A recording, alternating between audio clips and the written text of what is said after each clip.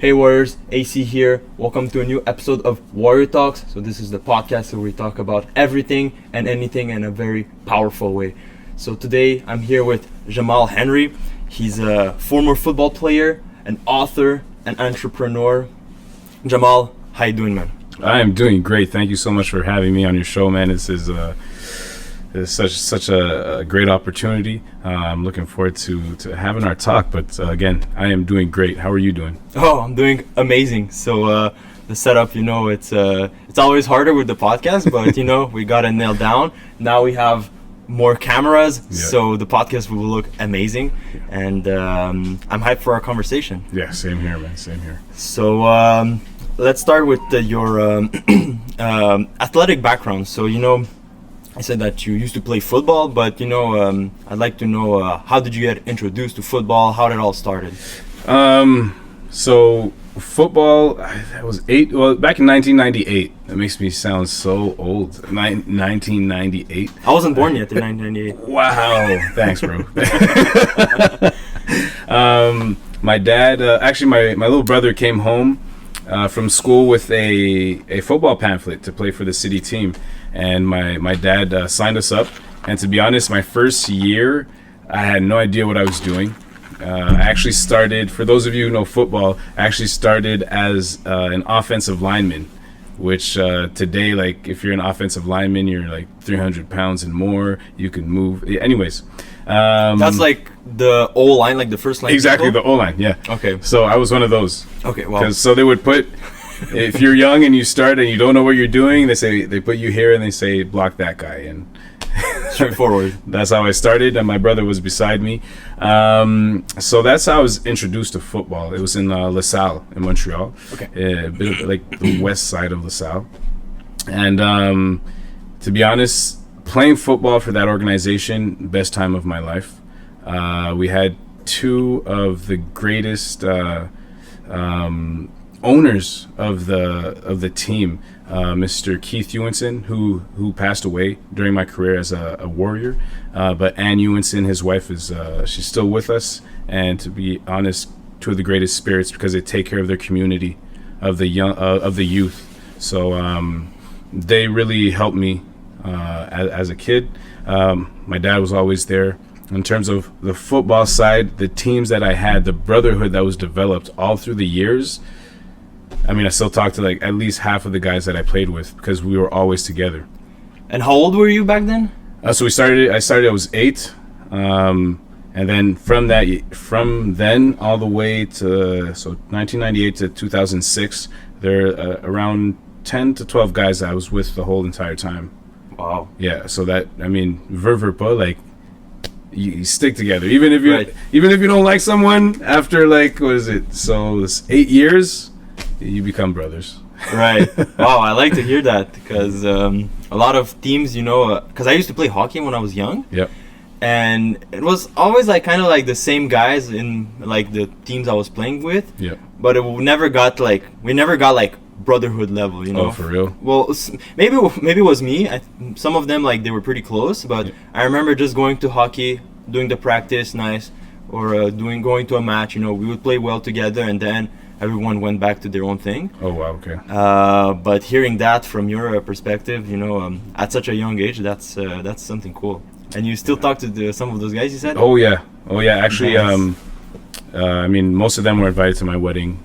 Wow. They invited me to their wedding. Like, we're really close. Nice. And to be honest, we talk, but we don't talk often. But when we talk, it's as if we never stop talking, right? And that's the relationship that I'm looking for in my life, where people that don't say, "Man, you haven't talked to me in a while," but when you do talk to them, like, "Wow, thank you, bro, for reaching out. Feels good to talk." But from LaSalle, I got a chance to move to Texas, where because my dad had moved there a few years before I got there. So I moved to Texas. I got to play football there to experience, because Texas is the melting pot of football. It is the place you want to be. While I was there, I got an injury, and I had to get my knee not reconstructed, but 3 ligaments were torn, so I had to get those fixed up. MCL, ACL, stuff like that? Or? Yeah, exactly. Okay. Exactly. How old were you when it happened? I was 17. 17. Wow. Yeah, on my left knee. So that happened, and while I was there, I fell into a little depression. I wanted it to run back to what was comfortable. So I missed Montreal, I missed home, and so I ran back home. I don't regret it, because if I stayed in Texas, we wouldn't be talking right now. Because to be honest, I was one of the top players, and it's not to give myself a tap on the back. It's just the top players in that area go far, just because all the universities come to them. Okay. Right? So universities are looking before you're even thinking of university. And then from there, if you shine in university, then you go to the pros. And what are the pros in the States? NFL. So NFL or au moins CFL. Okay. But again, I don't regret anything that happened. I don't regret coming back. When I came back, I got to attend a school called Lower Canada College, one of the most prestigious schools in Canada. I heard about that school. They also have a hockey program. One of the greatest hockey programs, hockey and rugby. That's in Cornwall, right? Or it's not that one. Lower Canada College is in Montreal. It's in. Oh, really? Okay. Yeah, it's in the west of Montreal. There's also Upper Canada College that is in Toronto. Ah. Okay. Yeah. I was way off. No. I mean, Ontario. Yeah. But from LCC, that gave me the chance to develop, not as a football player, yes, but also as a student, because as being one of the most prestigious schools, they demand to have a great work ethic when it comes to the classroom. So I got a chance to develop that, and from there go back to the States to a prep school called Kent Prep School, where I was coached by Todd Marble. To be honest, one of the greatest human beings when it comes to passion. I've never met someone with so much passion. And we'll get into that after when we go through the book. And I spent 2 years, graduated from there, from high school in the States, came back, played at Concordia University. I had 4 years where I played. My last year, which was my fifth, played the first game, and after that my right knee was done. So I got that operated. Didn't get a chance to play my senior year. And from there, I went to the west of not Montreal, of Canada, played in Alberta. Bro, that was freaking awesome. What city were you in? Red Deer. So there's Calgary, Edmonton, and there's Red Deer right in the middle. Like so in the wilderness, or, not or so was much. it like a big city, or? No, not at all. It's you can compare it to actually to here to Saint Augustin. Oh, okay. Very, very small. But our group of guys, our football team, were again really close. Yeah. Like my QB. Well, actually, most of them, but just because I'm a receiver, and usually you're a receiver and a QB, they get really close. So, again, to this day... QB is quarterback for people who don't know. Yes, sorry about that. No, it's the only one I know, too. So I get to flex my knowledge on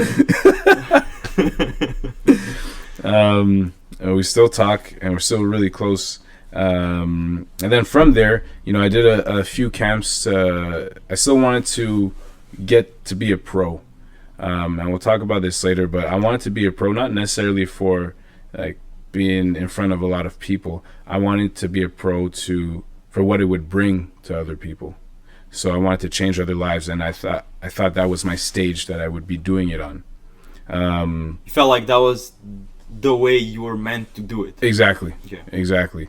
Because the relationships that you build, right, while you're on the team. Because when you're a pro, you're playing with guys from everywhere, and so the relationships you build when they go back home, I mean, again, you become a brotherhood. So that's a big reason why I love football. And it didn't work out. I went to San Diego, came back. I did another camp here in Montreal. It didn't work out, and that is perfectly fine. I played semi-pro in Montreal, or in Quebec, I should say. Yeah, I saw that like in your book too. Like, what is semi-pro? So semi-pro is you finish university, and you didn't quite make it to the pros. So then Quebec, they made a league for those guys. So you have some guys who played pro, who just said and stopped, and they said, I want to keep playing football, but not too seriously. So they would come out, join the league. So we have different levels in that semi-pro league. But when we had all our teams, were 5 teams. There was some out in Saguenay at Trois-Rivières. Then you had 3 or 4 teams here, South Shore and La Rive-Nord. Is that like, I don't know if you know about hockey too much, but there's like the NHL. Yep. And then there's like smaller leagues, like there's like AHL, which is like, Rockets, Laval, and stuff like that. Yeah. It's like, is that like the comparison or? To be honest, that's where we wanted to get to. We wanted to get to that level where, let's say, the Alouettes come and see us if they need players. Okay. If someone gets hurt on their roster, they can just come and pick from our team. We didn't get to that level, and we went from our league because Canadian football, you play 12 on 12. Okay. So our semi-pro league where we played 12 on 12 had to be reduced this year to 8 on 8 because we didn't have enough owners of teams that wanted to take care of teams. So we just regrouped all the teams, and then we're going to play 8 on 8 league. But no, to answer your question, we would be the closest to that for the Alouettes, but we don't actually have in Canada, like the pro teams at CFL, they'll go see the junior teams, which are younger guys, 20, 21. Okay. If a guy stands out like a lot in our league, might get a chance. But it's just because in our league, we're already between 25 and 30 years old. You'll have some guys that are way older, but... you passed like the prospect age? Pretty much, yeah. And are you like getting salary for, or it's... No. Okay. No salary. You pay a little, like the inscription, and you have fun. Okay, I see. Yeah. And so then from...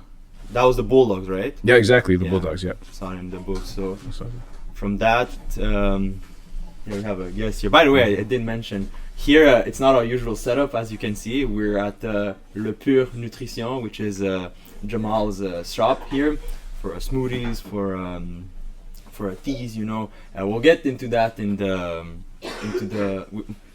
we'll get into that later in our entrepreneur, when we'll talk about your entrepreneurship journey. Yeah. But if you're in the Montreal area, if you're in the North Laval, North Shore area, Le Pure Nutrition is the place to go. Thank you, bro. So, where we're at? Oh yeah, so Bulldogs. And after that, what happened? Bulldogs, that's my last team that I've played for. So the Bulldogs, and now I'm here. I'm here, man. In terms of sports, again, it's an 8 on 8 league now, and I am contemplating if I'm going to play or not, because my weekends are really jam-packed. So if I'm busy during my weekends, there's no point of playing because I'll miss the games. So we'll see. You don't want to commit too much into a team because you won't be able to deliver. Exactly. I got you. I don't want to be all in. Right. So now I got a couple of questions for football. So I guess we went through a couple of those. The receiver is like the guy who jumps, gets the ball, and runs. Exactly. Gotcha. And as you were training at a pretty high level, what was your strength and conditioning like? Oh my goodness. Okay. So there's a few places I would train. Of course, the football field for my strength and conditioning was A1. Most of my conditioning was done by Andre Clark when I was younger. So on the football field, he would make us run 20 yards. It was training would be 20 yards. Type. It would be 20 yards, 20 times, 50 yards 10 times, and then 100 yards 10 times. So it's even worse. It's even worse. So that would be one type of training, and we do that multiple times. But there is a place where I developed my conditioning to a point that I didn't even understand what was happening to my body. It's called Newman Hill. Newman Hill is in LaSalle. Is it like a gym or training facility? No. It was my training facility. But Newman Hill is there's Angrignon Mall, and then there's Villemort, and it's right between. And it's at the east of. No, Angrignon. That's the west. Angrignon. No, it's the east of LaSalle. Yeah. Okay. So LaSalle is the west of Montreal, and then if you go to the east of LaSalle, you'll find Angrignon, which is Angrignon Mall. Right beside that, there's a hill. Okay. a hill, and people go there for sledding. And Okay. okay, I use it as my training facility. Okay, only few have joined me, and they were top in their teams as well, because you had every angle to run. You had every angle to go up, to go down, short sprints, long sprints. So you had every angle to work from. And so what we would do is we would start off our warm up, and it would be around 2.5 kilometers. Okay. And Up the hill. oh, not just up the hill, up, down, back up, back down. Because let's say you have a hill here that's more on an angle. It's steeper. It's steeper. Thank you. Then you have the other side, which is a little less steep, but it's longer. Yeah. So what we would do, and then in this part, you have a little hill, and then you could go up. So we would jog up, come back down, and then use all of the hill. Anyways, so we would start off by doing five laps of the entire hill. Whoa. So that would start off like your brain would be like, oh my goodness. And you have to get to that point when you work out sometimes. So actually most of the time, in my opinion, where you're like, what am I doing here? So we would start off, that would be our warm-up, and then we would do sprints. So we start off, you jog up, and you jog back down 5 times, and then you would sprint half, and then you go back down. And then you'd finish with 4 sprints of the steep one, but it's like 100 yards. Whoa. Yeah. So when it comes to conditioning, that is some of the things that I did. A lot of cardio. For my conditioning, yeah. Okay. There's one conditioning in particular that really stands out. I would go behind my school, and it's a humongous wall, and I would juggle. But the type of juggling that I would do is I would stand around 10 to 15 yards from the wall, so I'd have three balls in my hands, and I would juggle with the wall. So you throw one, and you throw the other, and you throw the other, but you're so far back that you have to chase. Okay. So you're chasing 3 at a time. So what are you developing? Coordination, conditioning, strength, and your agility, and your reaction, your peripheral vision, everything at the same time. It's funny you mentioned that, because I have an exercise that is essentially what you're saying, and I did a YouTube video on it. It's still there on Warrior Spirit. We're gonna have to put it there. Yeah. We'll put a link to that in the description. But it's essentially like you're in front of the wall, so you would throw them up, right?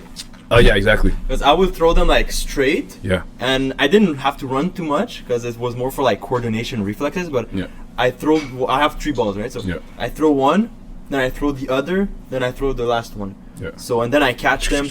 So it's always like a Rotation. cycle, and Yeah. you always have to be like, and it's like those rubber bouncy balls, like So they come back fast. fly. Yeah. They come back fast, and it's unpredictable sometimes. Like they would be like a like a marble on the ground. It was like the other direction, like come on. But I'd also like juggle, like astral juggling with Yeah. 3 balls. That's COVID skills, You got to develop somehow. Yeah. So you did that for coordination and Yeah. and I guess like hand-eye coordinate, reflex as well. Yeah, so I taught myself how to juggle.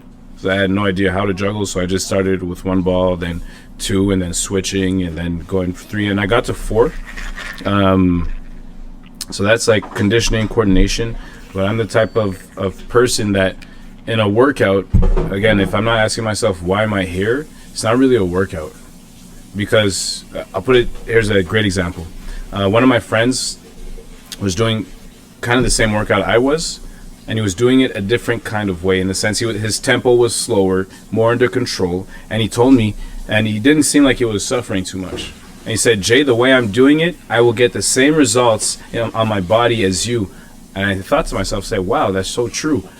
And then I thought, and I told him, I'm like, you might get the results physically, but you're not going to get them mentally because you're not pushing yourself. Now, you might develop here, but if this is not strong, at a certain point, this will let go. Yeah. Yeah. So that's you develop your body and your mindset at the same time. Exactly. I see. Those are 2 things that I think are key that go together. Because without the mind, bonne journée.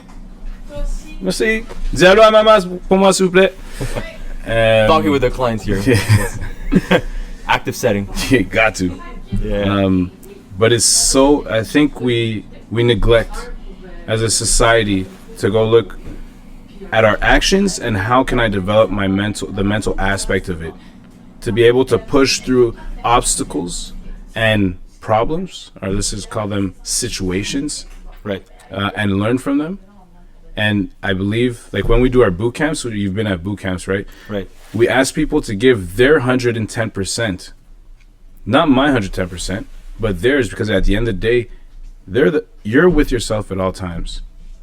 And when you're able to develop the habit of pushing yourself in a workout, your brain remembers that and says, okay, let me apply that to work. Let me apply that to my family life. Let me apply that to my love life. Where can I develop the most and become a better version of myself?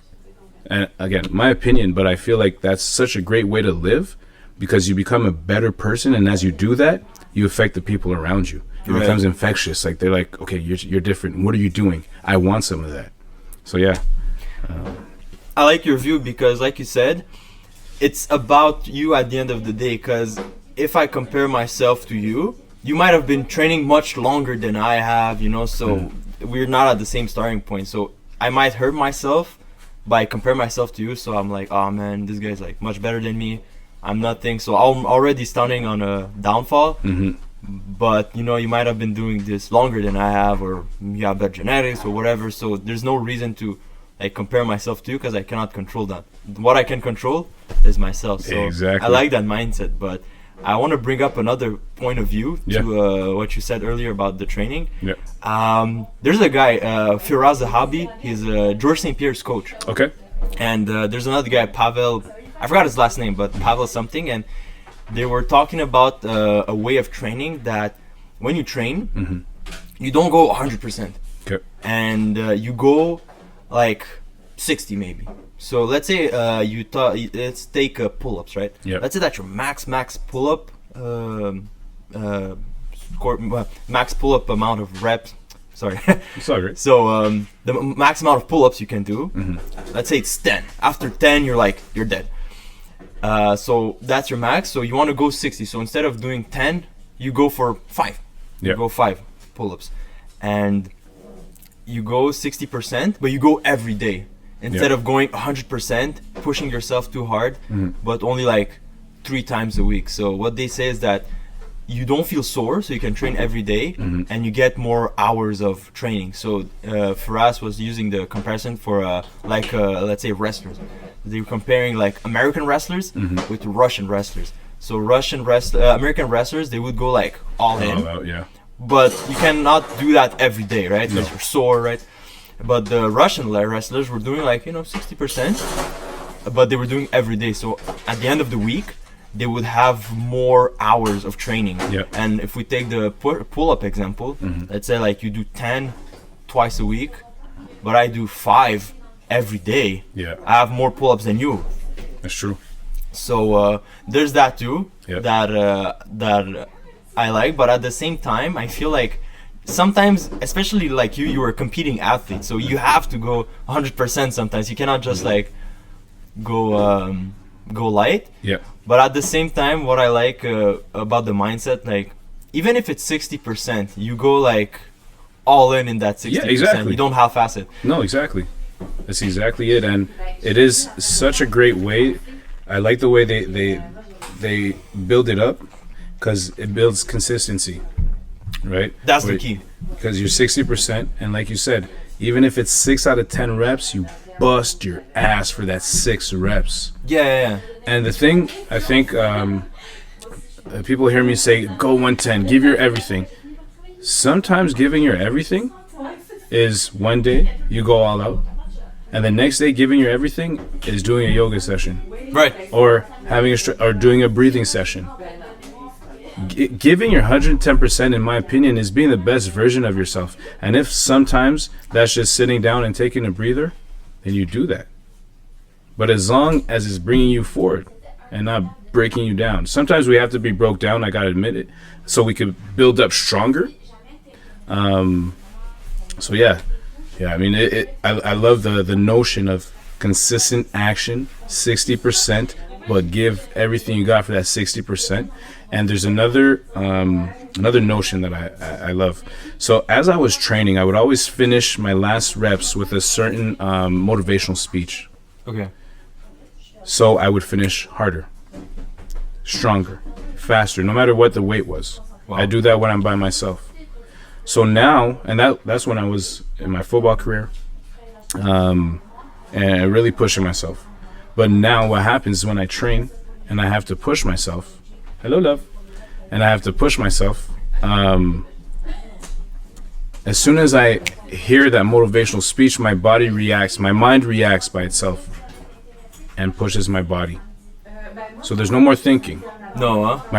My mind and my body react to that. You're in the mode. Exactly. So it's awakening. It's as you train, you find that thing that when you hear it, your mind and your body activate. It's something that's so important. Like, let's say, I don't know. It's like if we're training a dog, certain words, like I think canines for police. Right. They say, I don't know, maybe I'm inventing this. If they say a certain word, they'll go after, if they're chasing someone, they'll go after who they're pursuing, right? But it's that same thing in your mind. You got to smell that blood in the water. And what do you need to do in order to have that click where, okay, it's time to go? Without thinking. So as soon as you hear something, as soon as you hear a sound, as soon as someone says something or you read something, it's just like ultra instinct kicks in and you just go. That was the big difference for me. Because not only I listened it so much that I know it by heart. So as soon as I was able to think about it, my body would kick in. That's like the ultimate focus. Yeah, exactly. You get it. I think Tony Robbins says you get into state. Yeah. You get into state. Je t'aime. Bye bye. Oh yeah, busy day. That's good. That's good. So now we talked about the strength and conditioning. Now the other part. What would you do during your career, and even now actually, for recovery? For recovery, so I'll take when I was in my university football career. Okay, it was family, school, football. Football includes training. Whenever I wasn't on the football field, everything else was recovery. Okay. Cold baths, meditation. One thing we need to understand is that our mind controls our body. Our body does not control our mind. When we have pain, it is our mind sending a signal to our body and back, saying, okay, we have pain here. It doesn't mean we have to stop. We can keep going. But in terms of a lot of cold to reduce the swelling. Cold therapy. Cold therapy, thank you. Sauna too, or just the cold? I would do sauna, yeah. And in order to accelerate the process, meditation. Let's say during our training camps, during a training camp for any football team or any sports team that has training camp, grueling training camp where you're doing 2 to 3 days. Yeah. You know that after 2-3 days, you have blisters all over your feet. You're aching from your shoulders. Your fingers hurt. You probably have a broken finger or something. Get that taped up. How do you stay in it? It's you do cold therapy, meditation when you can rest. Like I used to game a lot. In my university career, I would game a lot, video games. The reason being, that was my rest time. My mind would numb down. Like me and the thing was 5 guys in the summer. We would train. It was train, pool, and game. Swimming pool. Yeah, we hit the swimming pool. We train on the football field. We train in the swimming pool, and we game. Right. That's all we do. And the thing is, it's like a fun time. It was amazing. Yo, we're on the football field. We're doing everything. We're gassed. We can't breathe. We're running routes. We're pushing ourselves. We jump in the swimming pool. We're not just in it. We're training because there's no gravity. So our joints for our joints it was a lot better. We even got to the point where we could jump out of the pool. Just from the ground. Yeah, I'll send you the video. Whoa. Wow. And then we would just chill. You know, and even again when we talk about brotherhood, most of those guys would just stay over and we'd sleep. Then we get up. We get up at we get up at 5 in the morning, drive to the hill, to Newman Hill that we're talking about, and then we come back home, we chill, game, go on the football field, get to work, get in the pool, and then we chill, we game. And I mean, it's a cycle. I actually spoke about this morning in my story. Make the grind fun. Yeah. You got to grind, but make it fun. Find people that want to grind. Like you and I, like we found each other and we love the grind, and that's what you gotta do that with other people. That's such an important thing that I don't see a lot of people talk about it, because you know, like my Instagram feed is like mostly the guys like, oh, work hard, they do like push-ups, like that's not my type of a reel. And they always say work hard, grind hard, it's not easy, and it's true, but they don't say like, yo, make it fun, don't be so hard on yourself. Right? You gotta make it fun, man. You got, because like I'm following this it's called Baby Steps Millionaires. Okay, and one of the steps is like, as soon as you've cleared your debt, and you have like a phone, use some of that money to have fun. Because if you don't, you'll burn. Oh yeah, like a fund, like a reserve of money. Exactly. Yeah. Use it to have fun. Yeah. Because if you don't, you'll burn out. Oh yeah. If you do it too much, then you don't burn out, but like you burn your funds. You're not doing anything. Yeah. Exactly. So you need to have a certain balance. Right. But I'll tell you what. I'll take opening this place as an example.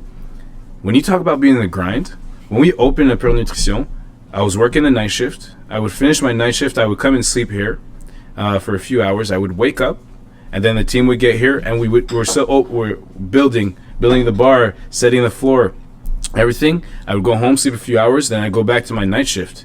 And then after 2 months that we were open, I got to stop my night shift. But I kid you not, those were some of the most amazing times. Bonne fête semaine! À bientôt. Those were some of the most amazing times because I was in the grind.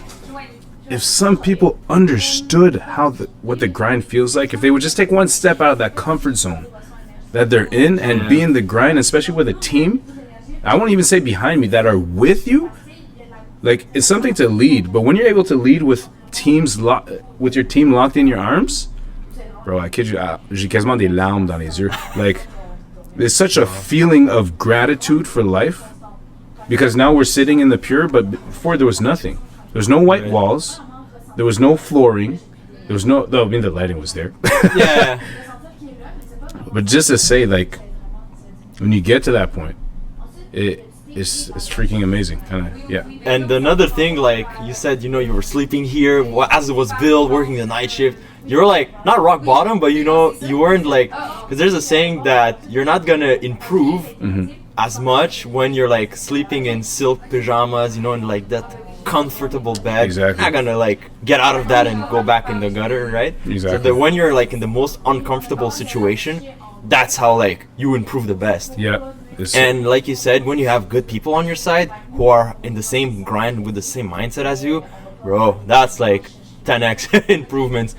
That's crazy good. Actually, let me touch up on this right quick. What we listen to plays such a big role on how we think and how we live. Most of my years as a football player, I've listened to motivational speakers. One of them being Les Brown. And I would listen to him over and over. In that motivational speech that I would listen to at the end of my workouts, he's in it. But there's another part where he speaks about his journey. And he says, I was sleeping in my office. I almost have tears, bro. He said, I was sleeping in my office, and the building kindly asked me, can you not sleep in your office? This is not a hotel. And he said, you know what? Like I'm not here forever. I don't want to be here. And he said, when the team would come in, I would be ready, and we'd all pretend like we didn't know the boss was sleeping in the office.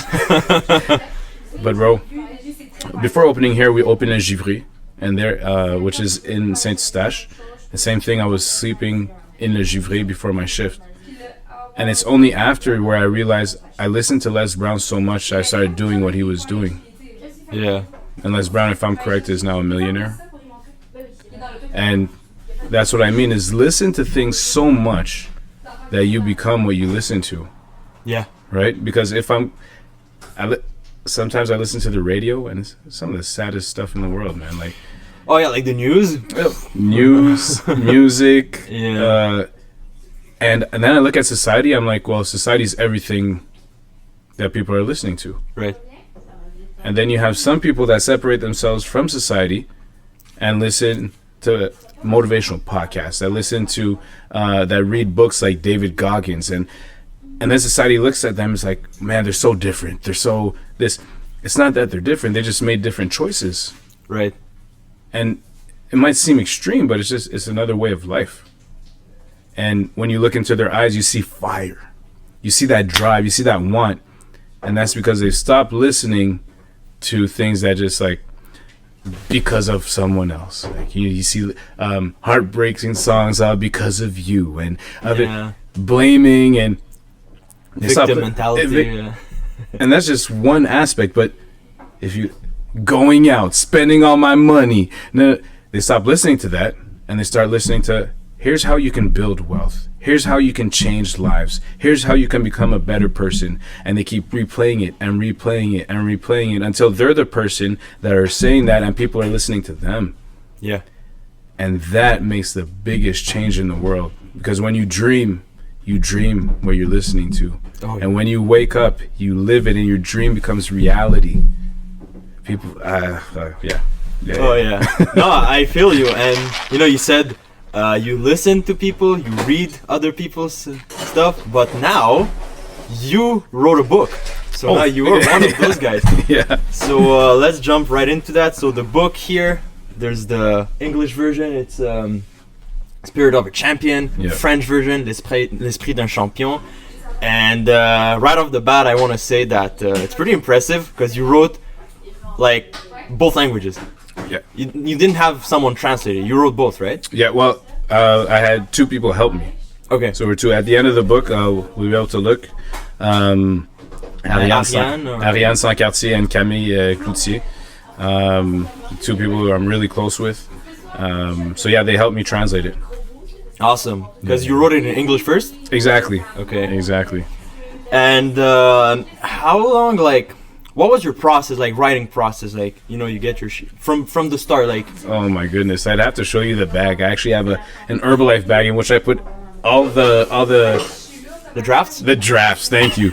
And I look at it, I'm like, wow. Okay, so when it started, I was at Kent in 2011. Okay. Kent, that was in Texas? Connecticut. Connecticut, okay. Kent Prep School. This was published in 2020. Okay, I started writing in 2011. Wow. Okay. And 9 years before. Exactly. I didn't think anything of it. I had my journal. I was like, I need to write a book. What am I going to write on? Just write on your journey. So I started... How old were you in 2011 when you started thinking about it? I was 18. Wow. 18, just going on 19. So I just started writing. I wrote my story. And it wasn't complete. And then... it went away.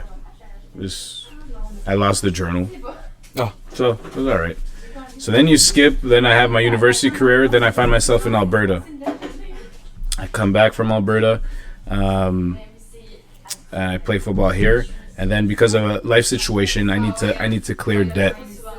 So my wife and I, we have our first born was Joshua J. We accepted that I would go to back to Alberta, and work in the oil fields. Okay. Oh. So I went to work out in the oil fields, and while I was there, it was the best time of my life, to be honest. In the sense that I missed my family, but while I was out there, I developed my heart and my mind. Because I was out in the oil fields, there's nothing else to do but personal development and work. So yeah, you're talking about the grind, right? Bro, the grind. You're literally grinding. Yeah. So what I did is while I was there, I would have a lot of breaks during my shift. So I started writing. started writing, and I did my outline. My outline was like 7 pages. So I outline when I was in university. I didn't really understand the point of an outline. It's only after. In university, did you study like in English literature or something like theology? So the study of the Bible. Oh, well, okay. Yeah, so this is my second choice. My first choice was athletic therapy. My grades weren't high enough. I had like a B average coming out of high school. They want like tops. Right. Top. So I didn't get it. So I took theology for the main reason that all throughout my youth I went to church. I loved it. I still love church. But I never asked why. You know, as a kid, usually, most of the time, so it's part of the routine. Exactly. We just accept information and it builds us. À bientôt! Merci! Ta fille est venue tantôt? Je sais, la maison, elle a tout échappé à terre, là, tout était de ma faute parce que là, j'ai pas checké le chien, il est en train de manger des souliers, fait que là, oh, ok. c'est de ta faute, je dis,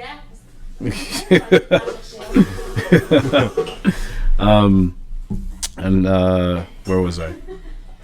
You were going to church, was routine, but you liked it. Yeah, so when I was at Kent, I actually took a theology class, and I loved it. And then when I got to university, I didn't get athletic therapy, so I took theology. And the thing about theology, the study of the Bible, is that it's not just like spiritual.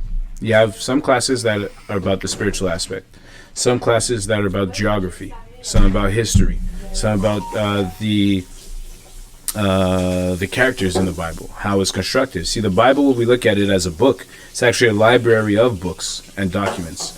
So even that's when we look at the Bible, people like to say, yeah, but that's a book, because different parts of different different stories. So I loved it. That's what I studied in university. But then where were we?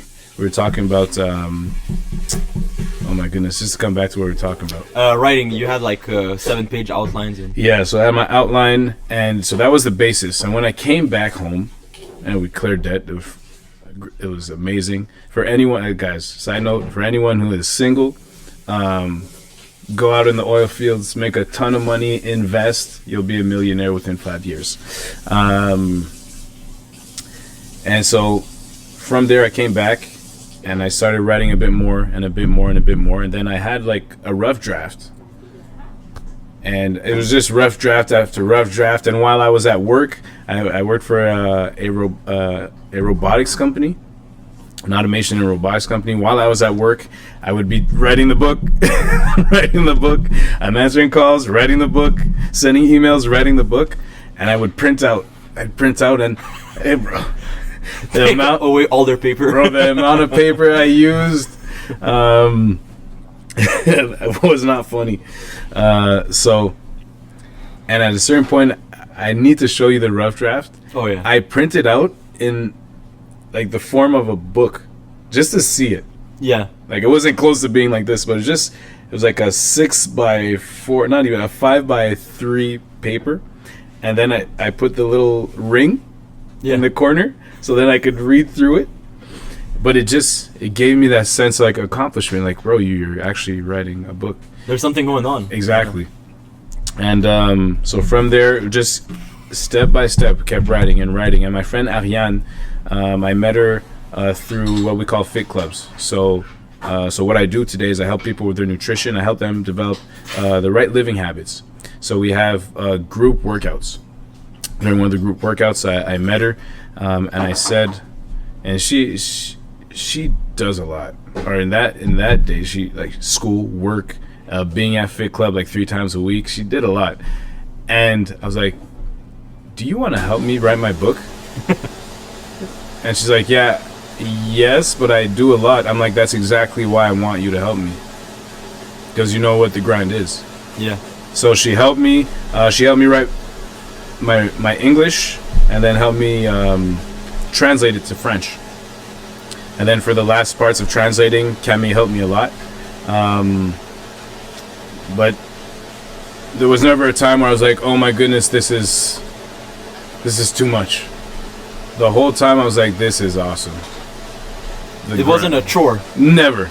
Did you have like the writer's blank or whatever it's called? The writer's block where you... Yeah. No. Because it was my story. Okay. It was simple to write out my story. The harder part was to correct it, to make it nice, and then the translation. Because I learned French before English, and you can't tell, like, my French now is worse than my English because I spent so much time in English school. But yeah, until today, so, and actually the publishing aspect of it, the publishing aspect was probably the easiest part. The publishing aspect was the easiest part because all I did was upload my book, because I'm self-published. So it's with Kindle. Sorry, can you get a bit closer to the mic? Yeah, of course. So, I'm self-published, and it's such a simple way. It's a simple way to do it. It's just on Kindle. You upload your book, and then Kindle and Amazon take care of everything. Awesome. So that was the turning point for me. Like printing the book, everything, all of that. Everything. I have no idea when people buy. I have no idea when people return, or what the case may be, because Amazon takes care of everything. You don't have like a Amazon seller account, or yeah, where you can see I your do. stats? So I see my stats, but I mean, like, people don't contact me to buy a book. If They just go on Amazon, Exactly. they buy it, and you're like, oh, I sold the book. Exactly. Okay, nice. Or else they could come to the Pure and buy one, because I have physical copies here. But in the sense that right before discovering that Amazon did that, I was looking for publishers. I was looking for people who printed books. I'm like, it's like thousands of dollars. I'm like, I have no idea where I'm going to get this money. And so then I'm reading my friend's book on calisthenics, and I look at the end and it says printed by Amazon. So I sent him a message, bro, how did you do this? And he sends me the link. He says, I just did it here. I kid you not, everyone should write a book. You upload your book as an ebook, a Kindle online, and then Amazon takes care of printing and everything. Wow. In my opinion, there's no reason why not to.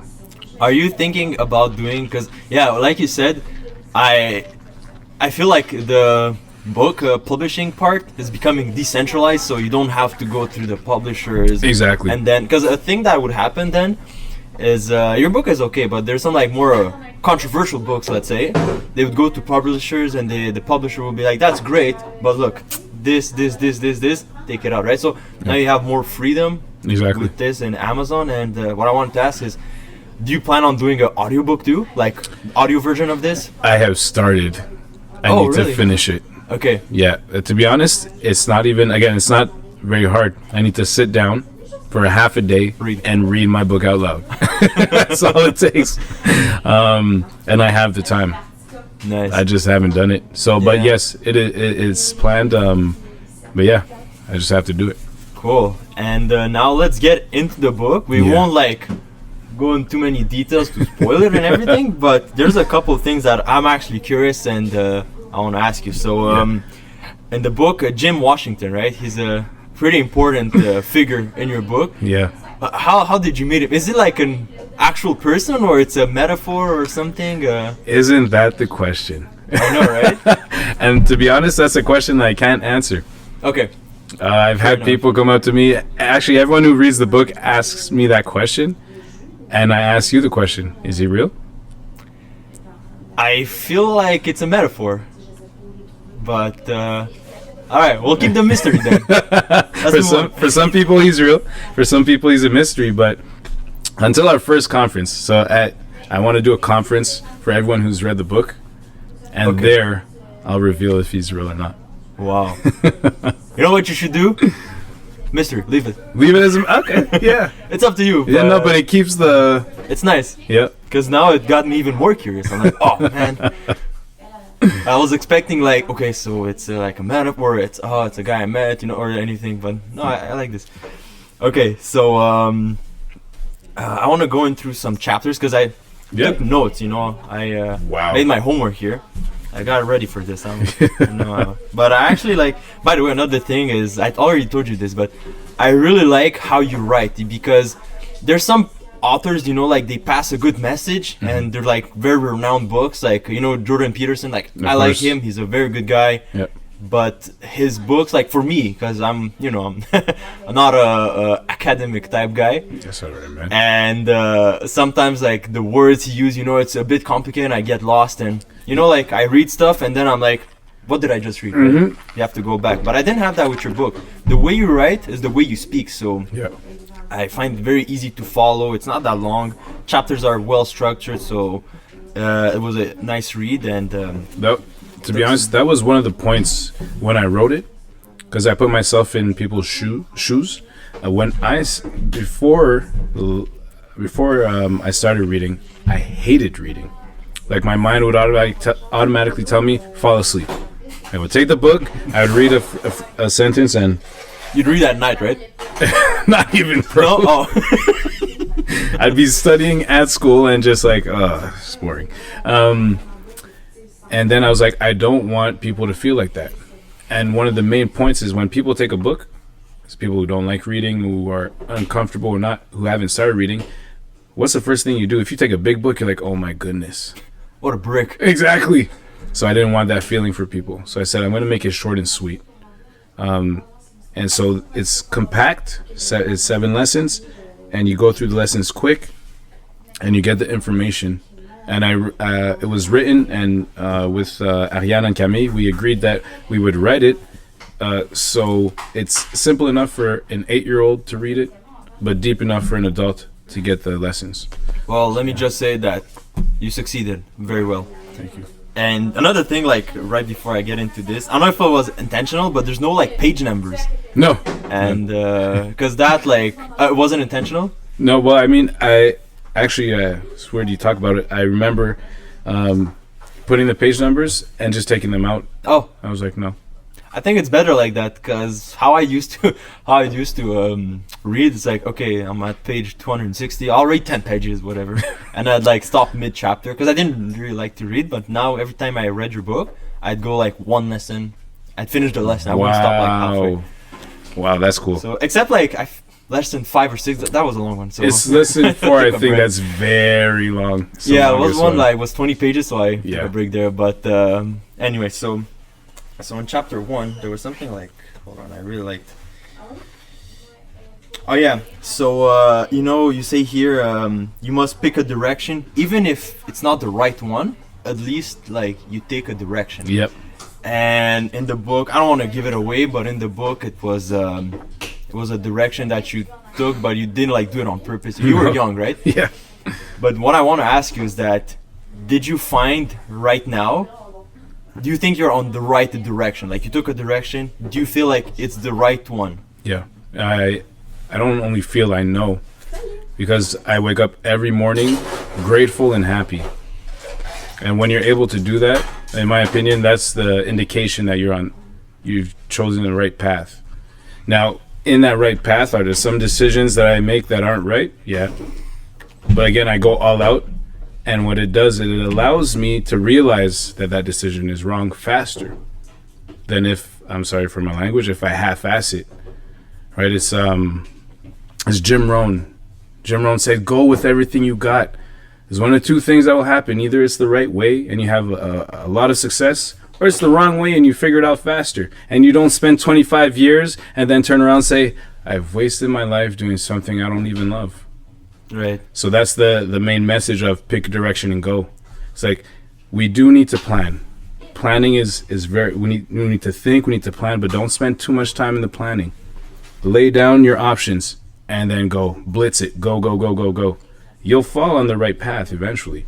If it's not the first one, be the second one. If it's not the second one, be the third. But go, go, go, go. And also, like you said with planning, you have to plan. But if you plan too much before starting, like there's some things that you don't anticipate because you didn't do it. So you plan so much, and then you're like, oh man, I didn't anticipate that. So now steps C, D, E go to the garbage. So no, it's a mix of picking the direction, going, and like, hold on, there might be a risk, so let's keep that in mind, right? Exactly.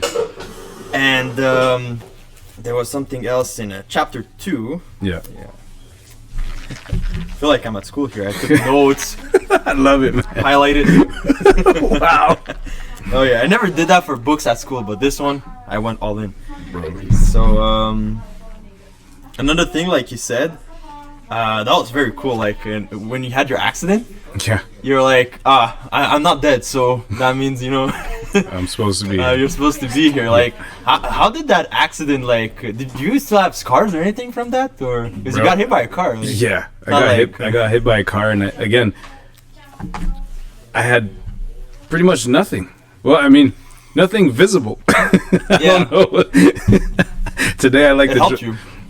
today I like to joke around and say I have 10 people in my head, but 10 versions of me in my head. So, well, yeah. Anyways, but I came out of that accident as if I had fallen off my bike. And Wow. I have no idea how. I think it was 4 or 5 years old, and I got hit by a car. What? Yeah, it's crazy, huh? Yeah. You got up and I didn't get up though. I got someone scraped me off the ground, and then again my mom came running, and she sat down. Someone brought her a chair. It was in front of a restaurant called Zippy's. Greatest burgers, man. It doesn't Is it still exist. there? No, it doesn't exist. And I still remember there was Zippy's, there was a laundromat, and my mom was sitting right in front of the laundromat, and she just held me and she said everything's gonna be okay. I remember the warmth of her face on mine. It's crazy, bro, how you can go back to those memories. core memory. Yeah. And I still remember just having my eyes, like just half open, not even, tu vois, presque rien, and just almost not even crying.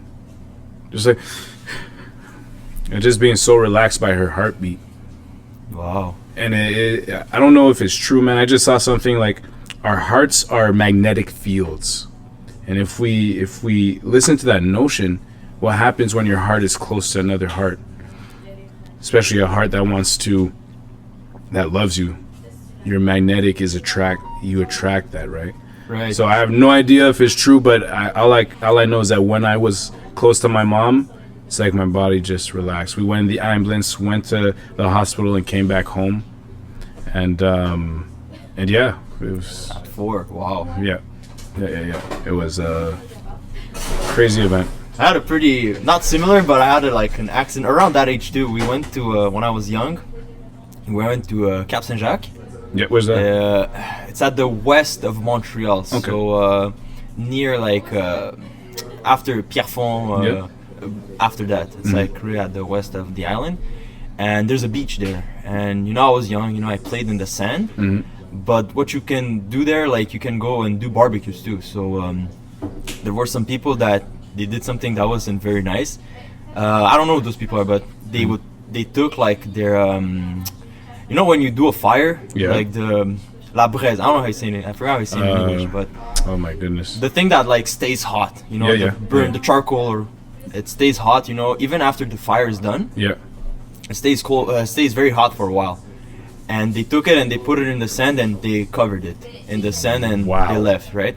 So I was young, playing in the sand, and there was a pile of sand there. So I put my hands, and then it was very hot. So I don't really remember the details all that much because I was 3. Yeah. But I remember just putting my hands in there and then And you wow, were it was 3, hot, bro, and you remember that. Yeah, and I don't remember how hot it was, but I remember going there and putting my hands in the sand. I have that feeling, I have that memory, and it was very hot, and I had a big burn on my hands, and my parents took me. We went straight to the hospital, went to the doctor, and it is here in in Quebec, that the social medicine, right? So Yeah. we'd go in there, and the doc, we went in line, wherever. Ciao, bro. Straight to the emergency. Yeah. And I showed the doctor my hands. He was like, "Oh, okay, let's take care of you." So Thanks, bro. yeah. I don't know what degree of whatever burn it was, but it was pretty bad. And they patched me up, and but yeah, me too. I don't have I wash my hands. There's nothing there. No scars, no nothing. But yeah, at that age, I had a pretty big accident too. Dang. That's so important, and it's to learn from things situations like that. And the point of lesson 2 is that we all have a purpose, a calling on our lives, something that we're meant to do. I believe that. I'm sure you believe that, because where you are today is a testimony to exactly that lesson. And until we have fulfilled our calling, until we have affected the lives that we're supposed to affect and change in a positive way, we can't leave. No matter what happens, we cannot leave until our call is answered. So don't worry, guys. Don't worry. Just you keep living your life, being the best version of yourself, and that in turn will send ripples throughout the world, and you will change the lives that you're supposed to change. Wow, Yeah. that was a great speech right there, great quote. And in chapter 2, another thing you said that was pretty cool is that you don't get frustrated by situations, you're fascinated. Exactly, and so the situation stays the same, right? Let's say we get to a stop sign. Clearly, I get there first, and then you come out of nowhere. Or sorry, you get there first. I get there clearly after you, and I cut you off. Okay. First scenario is you get mad, you get frustrated. I'm gone, and then you turn and you're going to work, and you're frustrated. And you're like, man, why'd he cut me off? It doesn't make no sense. The rules are clear. I get there first. I go first, and you're frustrated for the rest of the day, and you just keep replaying that. Man, if only I could talk to that guy, and if only I could yell at him or tell him this, and you just go out through your day and you're frustrated. Scenario number 2, same thing happens, same situation. I get there, I cut you off, and I leave. Okay, and then you're like, and all you tell yourself is, wow, maybe he was in a hurry to get to the hospital for his kid who burned his hands. I don't even know, but I hope his kid's all right. And then you drive off, and that thought of, oh, I hope he's okay, it stays in your heart, and there's no frustration, just fascination. Wow, okay, well, I really hope that everything in his life is going all right. You're taking care of him, and that guy doesn't even know. You're sending out vibrations of care. Same situation, different perspective, different way of seeing it. First scenario, you're left with the frustration the whole day. You're crippling your heart, your body, and then we wonder why we have aches and cramps and j'ai mal ici, je suis toujours malade. Yet every stop that you take, you're like, that person's this, that person's that. Instead of like just breathe in, breathe out. I have a car, I can drive, I can breathe. That's the difference. And again, I used to be number one guy. I could follow you home if you cut me off. I would be so aggressive. And when I understood that it's not personal. It's not personal, man. That person doesn't know me. It got so unpersonal.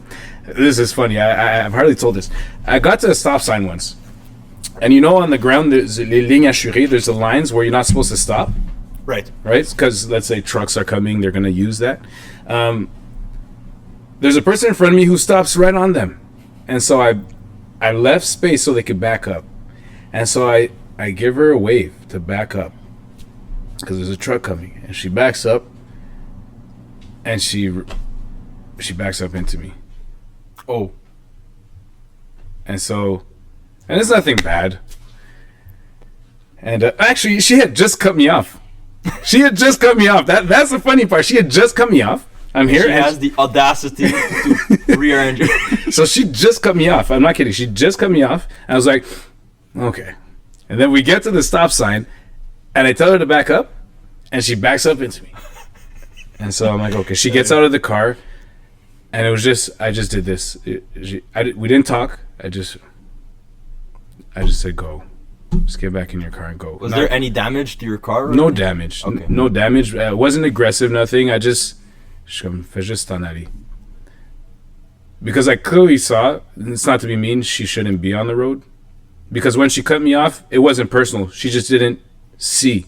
She hardly did her stop, and she left. Yeah. And then there she ran into me, so I'm like, she was a bit older. Clearly she shouldn't be on the road. It's nothing personal. She didn't want to do it. And then she left, and I was so happy that I wasn't mad, because then I would have been mad for like a few weeks. Like, yo.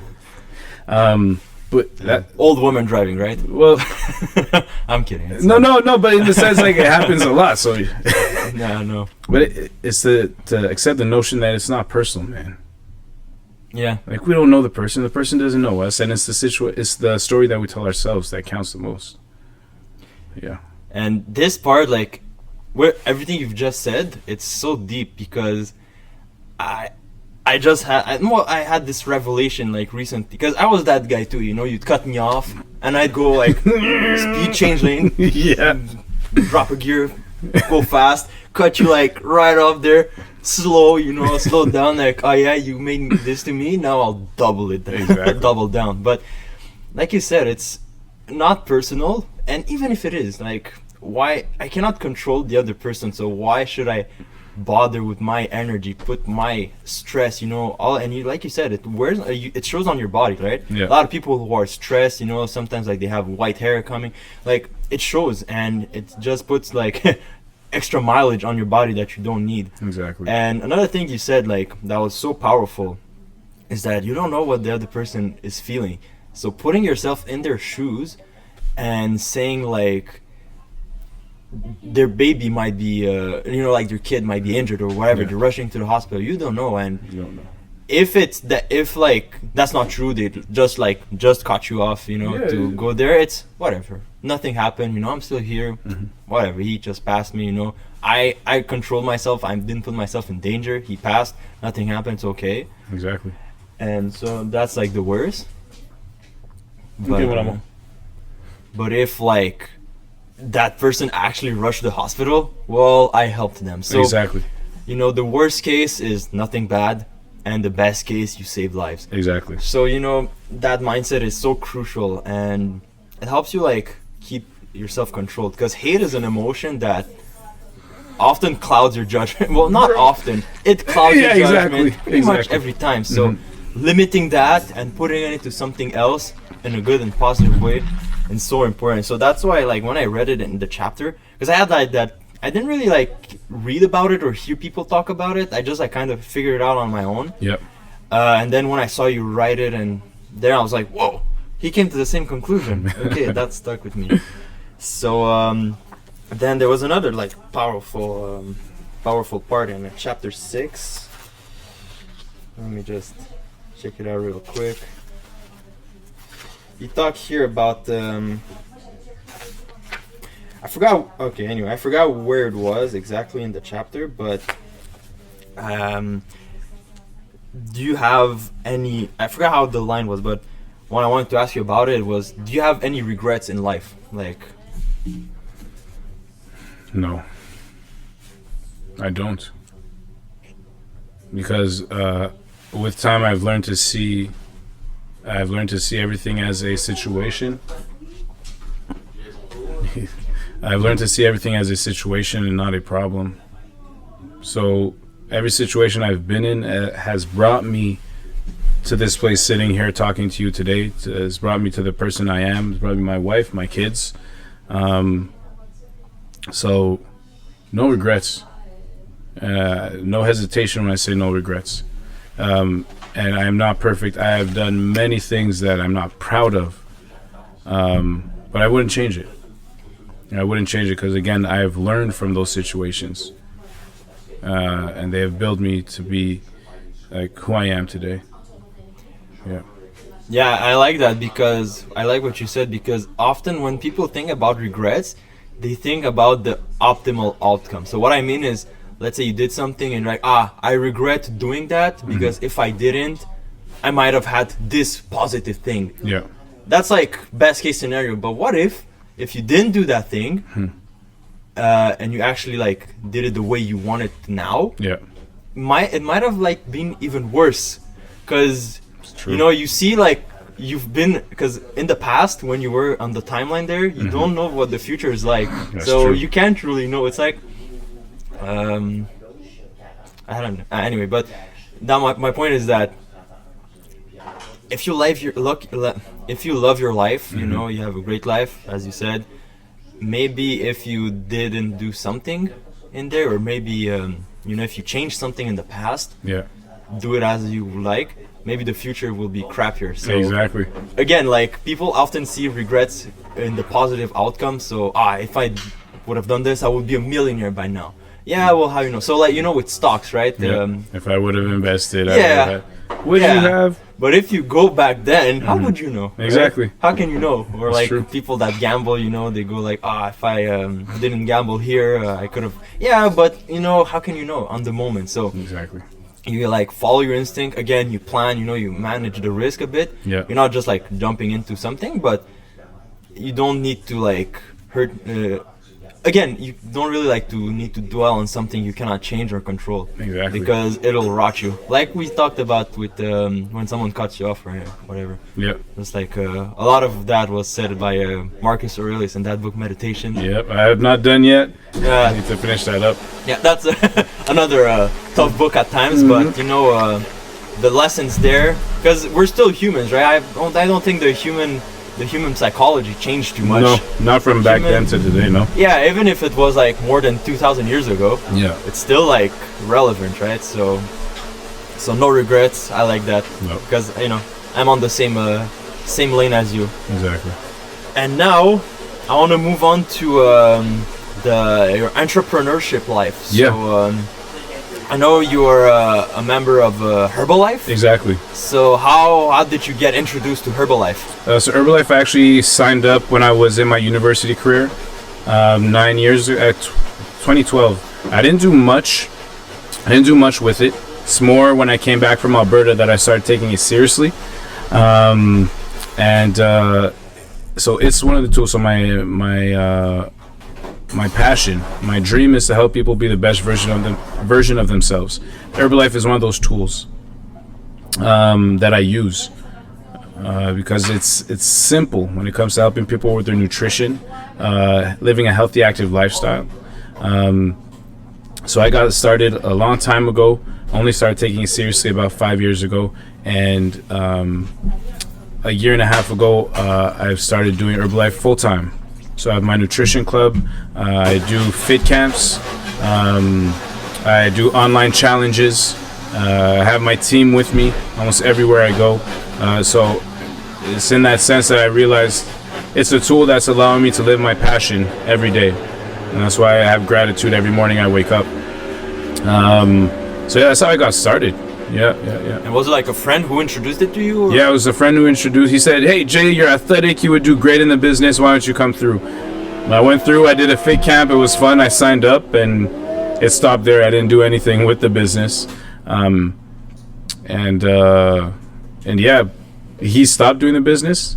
Had he continued, Oh wow. and we don't know what would happen, huh? But he stopped, and I'm blessed to have the team that I have, an upline like I do, who's one of the top in Canada. Yeah, I'm surrounded by people who are like-minded like yourself. So even people who aren't in Herbalife that I'm surrounded by want to grow. And that's so important. It's very important to have people that you don't owe anything to and they don't owe anything to you, and that you want to grow. You want them to grow, and so on and so forth for both sides. Last thing I want to wrap up is because Herbalife is an MLM, right? Exactly. Multi-level marketing. Yep. And there's a lot of people, you know, that say avoid those, right? Like it's pyramid schemes. Sometimes Exactly. they say, you know, it's cult-like. You know, Yeah. what do you have to say to those people? To be honest, most of the people that I hear that talk about not only Herbalife but MLMs in that aspect, in that way, it's because they don't know. And when you lack information, we tend to just like talk out of what we know. But here's the thing. I can only talk for Herbalife because that's what I do. Herbalife is a business. Number one, the mission is to help the world be a healthier place. That's the tool. That's what I want. And when it comes to the business aspect of it, we're not a recruiting business. Right? When I recruit someone and they sign up and they pay their fee to sign up, I make no money on that. So I'm not paid to recruit 1,000 people. If I recruit 1,000 people that just open their account, I make zero money. I'm paid to build a business of coaches, a business of entrepreneurs, and a business where I have customers and clients. From there, I build my wealth.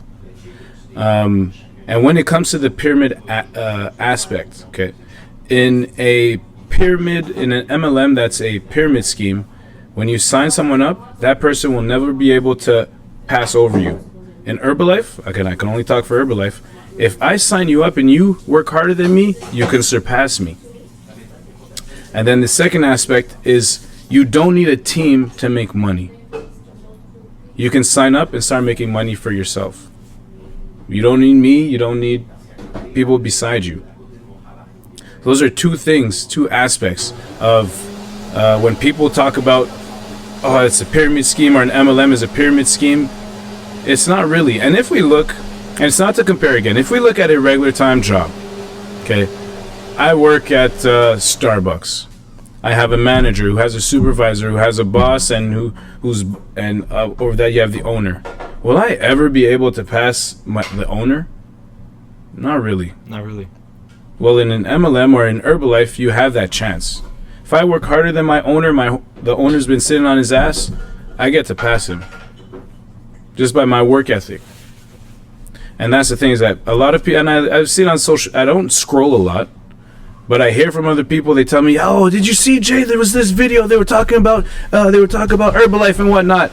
And my answer to all of that is, there's always been and there always will be. If I think one way, guaranteed 110% there's someone who thinks the opposite. Right. Why would I resist that? Why would I say they're not supposed to think like that? If I'm allowed to think like I think, they're allowed to think like they think. And my uncle told me he gave me the greatest piece of advice. He said, Jay, there's no pressure if we don't resist. People tell me, Jay, you're crazy. I said, you didn't know? You didn't know. Jay, you do this. Yeah, this is true. Why would I resist what you think?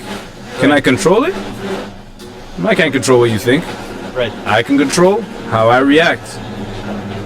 You cut me off, maybe you're on your way to see your kid. Right. And I want you to get there as fast as possible. Why would I resist? Right.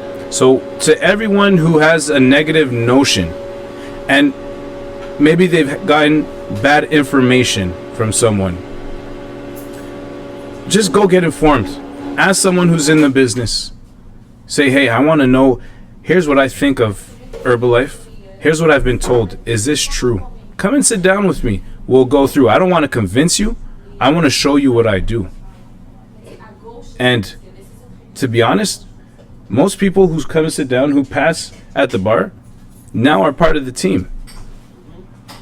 Because they see the vision and they want to be part of the vision. They want to better themselves, so they better everyone around them. So again, anyone who has a negative notion, who says it's a pyramid scheme, you can think that way. But how about you come get informed, and then you could decide for yourself. Right. Yeah. And because I had some MLM experiences before. Yeah. With other companies, and I remember like the people there. And I mean, Herbalife's a big company, so I'm sure there's some people like that too in Herbalife. But I remember in the ones that I was at before, like a lot of their focus was on recruiting, right? Yeah. And they didn't talk too much about the product, because I remember like there was a guy, he told me like, you can get like they were like positioned, they had names, you can get there, then you can get 10% on this, like stuff like that. He was telling me all about the recruiting side and how I can get rich with that. Yep. And then it was like, oh, by the way, that's our product, so it was very focused, like, and again, it was like you can make money with that, and I'm sure like it's a legit thing, whatever. It was like telephone and like communication services. I know exactly which one. ACN, right? Yep. Yeah, so that was the one, and I remember the guy, like, he told me exactly something that I didn't really like, that mindset, and I was younger at the time, so I didn't really like think about it too much. I didn't process the feeling, but he said that, I mean, we sell telephone services. I could have sold like Q-tips. I don't care about Q-tips. I care about the money I get. And I don't really like that mindset where it's like, yeah, for sure you can make money with something you don't like and then you enjoy it after. You're talking about like that financial freedom, but it's not something I feel it's cool. And they weren't like dishonest, but they were like they were just showing like the positive sides. And what I like about you and with Herbalife, because I remember when you first told me like, oh, you were with Herbalife, told me like, we do this, it's an MLM. So you were so open about it. And the way you make money with it, it's like you said, not just with recruiting the products. You have the fit camps, the boot camps. You know, you have the bar here. So you like for the smoothie bar, you have like you use your products to do it. You like the smoothie, it helps the people. You get money. That's cool. And if you want more, well, you can come and do some more. It's very transparent. It's not just like, hey, it's not just like in your face, like, hey, we have this, we can make money like this. Join me, you know. It's if you want to join, let's go. If not, don't worry about it. Man, Jim Rohn said it. He said, is it Jim Rohn or Tony Robbins? I can't remember who. He said, does it make money is not a bad question. It's a bad first question. First question should be, does it change lives? Perfect. Once you've answered that, then you can ask, does it make money?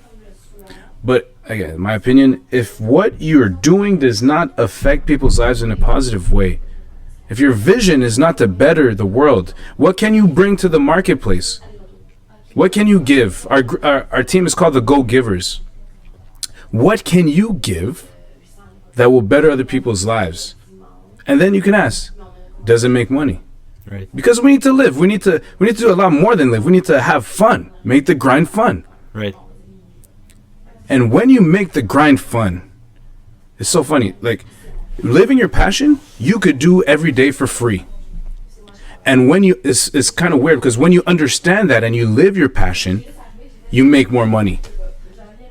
You're not looking for the money, but you're doing personal development. You're understanding that money, you attract money, and you're so focused on helping other people develop. You're developing yourself, and you're helping other people develop. That people start paying you to do that. Right. They pay for your product, and we say this is when people come see you, they do their evaluation, and then they buy the product. They're not buying the product. They're buying you. Yeah. They're buying what you're giving them, what your words and your energy and your love. That's what they're buying. So, again, does it make money is not a bad question. We need to make money. In today's society, we need to make money so we can do more things. Money does not solve problems. It's a tool. Exactly, it's a tool. It makes problems become inconveniences. I think it's Steve Harvey who said that. But it's a bad first question. Does it change lives in a positive way? And then you can ask if it makes money. Yo, on that. Ouais, veux-tu les appeler? Mon téléphone est là. Oui, on a quasiment fini. Ouais. On that note, man, we can end it right here. So, Jamal, thank you very much. Bro, it's a blessing, man, to be part of the podcast. As always, guys, you can always go and check out Jamal's book, Spirit of the Champion. On Amazon. On Amazon, the link will be in the description down below. Also, check out his Instagram. It's everything we talked about, you can see it there. That will be in the link in the description down below. A link will be in the description down below. And anything else you want to plug in? Guys, there's a phrase, a sentence that I say every day to my family, to my kids. Huh? Okay. To my kids is I am more than I appear to be. All of the world's strength and power rests in me. You say that every day, and I do believe it will change your life. Everything we tell ourselves, it changes our mind, changes our heart. So you can repeat that to yourself every day, at least once. It'll make the difference. Thank you, Jamal. Thank you, brother. On that note, guys, unleash your inner warrior. AC out.